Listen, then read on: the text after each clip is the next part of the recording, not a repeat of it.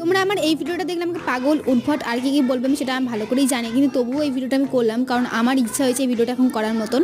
তো কেমন টেস্ট হয় তার জন্য কিন্তু প্রথমে দেখো একটা ইউপিটাকে মশলার সাথে ভালো মতন সেদ্ধ করে নিয়েছি। এখানে পেঁয়াজ কুচি, লঙ্কা কুচি, ধনেপাতা কুচি, টমেটো কুচি দিয়ে একটা গোটা ডিম কিন্তু ক্যালিমেরে যখন আমি ভাঙতে গেছি ব্যাস ডিমের খোলাগুলো এখানে সব পড়েছে। এগুলো সব বেছে বেছে পরে তুলতে হলো আমাকে, দিয়ে হালকা করে কিন্তু নুন দিয়ে আর এখানে গোলমরিচের গুঁড়ো দিয়ে পরে কিন্তু আমি এখানে মাখিয়ে নিয়েছি, যেহেতু আমি ভুলে গেছিলাম।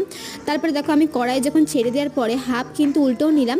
আর এইটা জানো তো ভিডিওটা আমি করেছিলাম কিন্তু আপাতত মনে হয় আমার ডিলিট হয়ে গেছে, কি আর করা যাবে। আমার কিন্তু এখানে ডিম ভাজা হয়ে গেছে, ম্যাগি আর এগ ডিম ভাজা, জানি না এটা কেমন খেতে হবে, কিন্তু তবে আমি বলতে পারি তোমরা কিন্তু মাঝে মাঝে করে দেখতে পারো।